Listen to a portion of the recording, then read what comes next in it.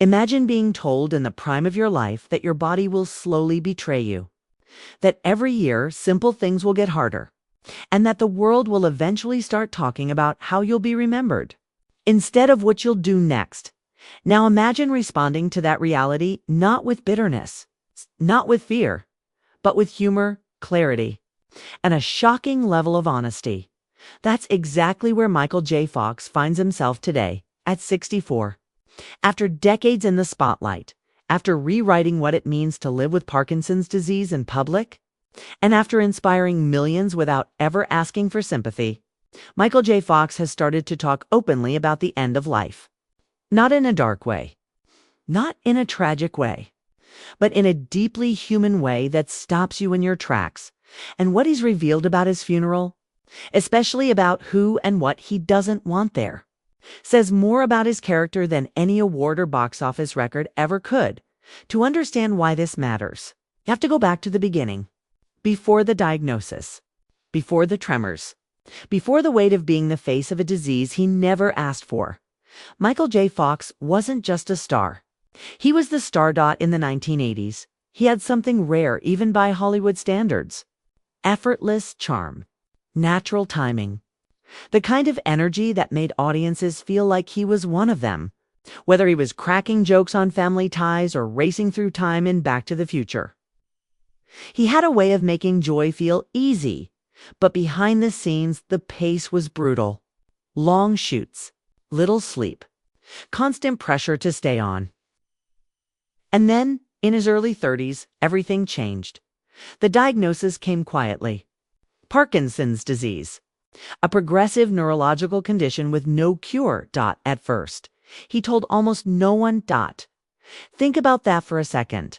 One of the most recognizable faces on the planet, carrying around a secret that would eventually reshape his entire life. He kept working. He kept smiling. He kept pretending everything was fine, even as his body sent signals that nothing was. When he finally went public years later, the world expected sadness. What they got instead was honesty, humor, and an unshakable refusal to be defined by the worst thing that ever happened to him. That refusal is at the heart of what he's now saying about death. Because when Michael J. Fox talks about his funeral, he's not talking about flowers or music or who gets to speak. He's talking about energy, about intention, about what does not belong in the room when people say goodbye. And the first thing he's made clear is this: he does not want despair there, not the heavy, suffocating kind of sadness that turns a life into a tragedy instead of a story, not the whispered "what a shame" conversations, not the version of grief that erases laughter and replaces it with silence. To him, that kind of mourning misses the point. He's lived a full life, a complicated life, a meaningful life. And he's been very open about the fact that if people gather to remember him, he wants them remembering how much living he did, not how he died. He's joked in interviews that if people show up only to cry, they're missing his sense of humor entirely. This is a man who has spent decades making jokes about his own condition, not because it's easy, but because laughter keeps fear from running the show in his mind. A funeral overwhelmed by sorrow would feel like a betrayal of everything he's tried to model, but that's not all he doesn't want there. He also doesn't want Parkinson's disease to be the main guest of honor. Yes, it's been a huge part of his life. Yes, it changed his career. Yes, it reshaped his future. But Michael J. Fox has said again and again that Parkinson's is something he has. It's not who he is. And yet he knows how the world works. He knows how headlines are written. He knows how stories get simplified. So when he imagines his funeral, he doesn't want it to turn into a medical case study. He doesn't want his legacy boiled down to a diagnosis. He wants people to talk about his work, his friendships, his marriage, his kids, his ridiculous optimism, his stubborn hope. He wants Parkinson's acknowledged but not centered, present but not dominant. In other words, he doesn't want the disease to get the last word. There's something quietly powerful about that, because for years, people assumed that talking about death in the context of illness meant giving up. With Michael J. Fox, it's the opposite. Talking about death is his way of reclaiming control over the narrative. And then there's another group he doesn't want at his funeral. And this one is more subtle. He doesn't want ego there. Not his own.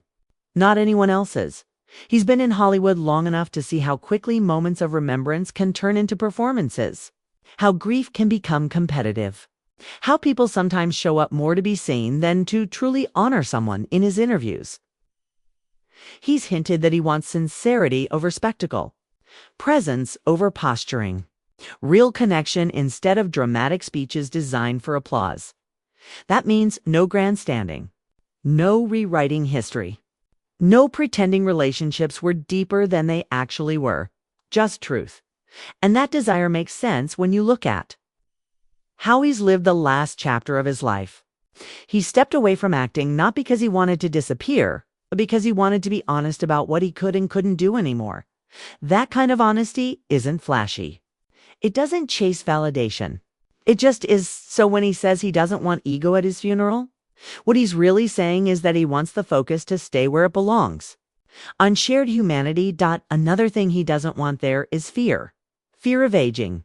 Fear of illness. Fear of mortality. He's spoken openly about how fear shrinks life if you let it. How it convinces you to stop dreaming, stop risking joy, stop laughing at yourself. A funeral steeped in fear would contradict everything he's tried to teach through his foundation and his public life. That even when your body weakens, your spirit doesn't have to. That even when the future is uncertain, meaning is still possible. And perhaps the most surprising thing he doesn't want at his funeral is silence. Not literal silence, but emotional silence. The kind where people don't talk about the hard stuff, where they avoid the truth because it's uncomfortable. Michael J. Fox has never avoided uncomfortable truths. He's faced them head on, often with a smile, sometimes with tears, but always with openness. So if people gather to remember him, he'd want them to talk, to share stories, to laugh loudly, to admit what scared them, what inspired them, what stayed with them, because silence suggests something was too painful to touch. And he spent his life proving that pain doesn't have to be hidden to be survived. When you step back and look at all of this, it becomes clear that what Michael J. Fox is really revealing isn't just who he doesn't want at his funeral. He's revealing how he wants to be remembered, not as a victim, not as a cautionary tale, not as a sad ending, but as a man who chose joy again and again, even when it was hard, who chose humor when bitterness would have been easier, who chose honesty over illusion in a strange way. His thoughts about death feel like one final lesson. Reminder that the way we imagine our ending shapes how we live right now. And if there's one thing Michael J. Fox has shown the world, it's that a life touched by hardship can still be rich, loud, meaningful, and deeply human. So when the time eventually comes and people gather in his memory, he doesn't want tears to drown out laughter. He doesn't want a disease to overshadow a life.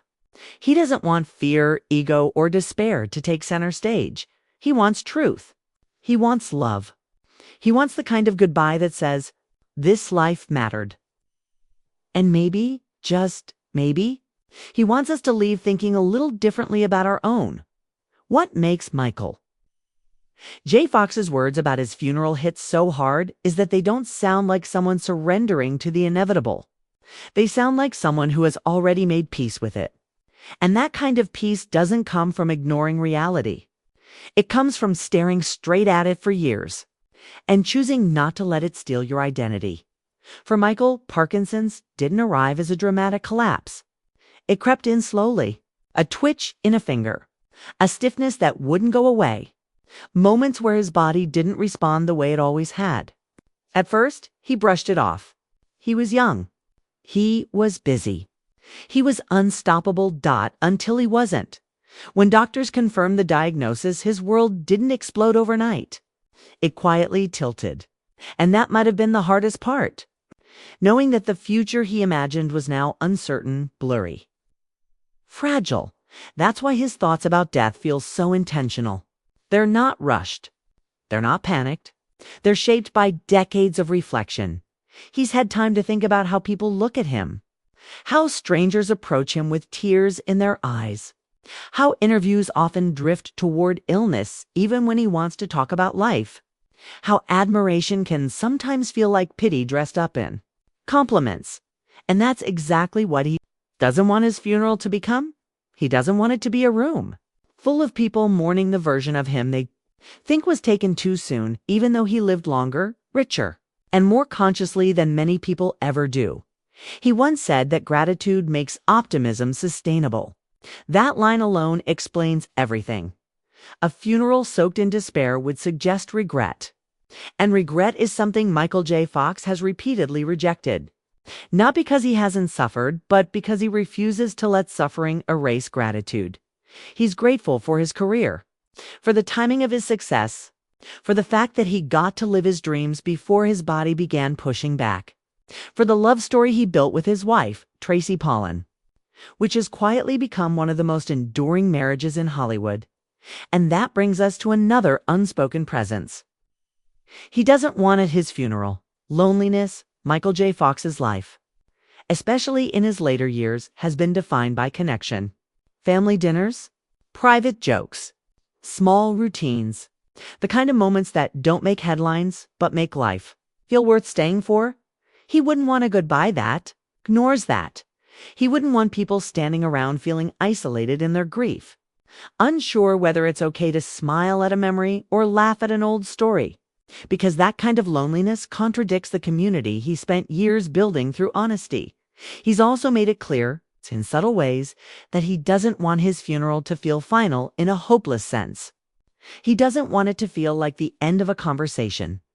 In his mind, legacy isn't about statues or perfect speeches. It's about impact that keeps moving. About people walking out of that room a little braver, a little lighter, a little more willing to face their own challenges. That's why he's been so vocal about research, advocacy, and funding. Not because he wants to be remembered as a hero, but because he wants progress to outlive him. So when he says there are things he doesn't want at his funeral, it's really protecting the future from stagnation, from the idea that his story ends with loss instead of momentum. Another thing he's quietly pushed against is false inspiration. You know the kind? The overly polished quotes, the simplified narratives, the "if he can do it, anyone can" slogans that ignore context and complexity. Michael J. Fox has never pretended that living with Parkinson's is noble or beautiful. He's called it exhausting, frustrating, unfair. He's admitted to anger, sadness, and moments of deep uncertainty. So he wouldn't want his funeral filled with forced inspiration that erases the struggle. He'd want honesty. The kind that says, this was hard, and he kept going anyway. There's a difference. And then there's humor. Perhaps the most important guest he absolutely wants in the room. Michael J. Fox's humor isn't loud or cruel. It's self-aware, disarming, sometimes dark, sometimes playful, always human. It's how he stayed connected to himself when his body felt unfamiliar. A funeral without humor, for him, would feel incomplete, like telling only half the story. He's joked about tripping, about shaking, about the absurdity of it all. Not to minimize the pain, but to remind himself and everyone else that he's still here, still laughing, still himself. And that's why, when he talks about death, it doesn't feel morbid. It feels grounded, almost comforting, like someone reminding you that meaning doesn't disappear just because this body changes. In a world obsessed with youth and perfection, Michael J. Fox has quietly modeled something radical: dignity without denial. So if he doesn't want certain people, emotions, or energies at his funeral, it's not about control. It's about coherence, about making sure the final chapter matches the tone of the whole story. A story that includes fame, loss, love, resilience, fear, laughter, and above all, choice. Because at the end of the day, Michael J. Fox wants to be remembered not for what Parkinson's took from him, but for what he refused to give up: his curiosity, his kindness, his voice, his sense of humor, his humanity. And maybe the most powerful thing about all of this is how it reflects. back on us because hearing someone speak so clearly about their own ending forces us to think about our own. Not in a scary way, but in an honest one. What would we want people to feel? What would we want them to remember? What wouldn't we want to define us? Michael J. Fox isn't just talking about his funeral. He's inviting us to live in a way that makes those questions easier to answer. Disclaimer: the content in this video is based on publicly available information, media sources, and opinions. It is created for entertainment and educational purposes only. We do not claim or guarantee that every detail is 100% accurate.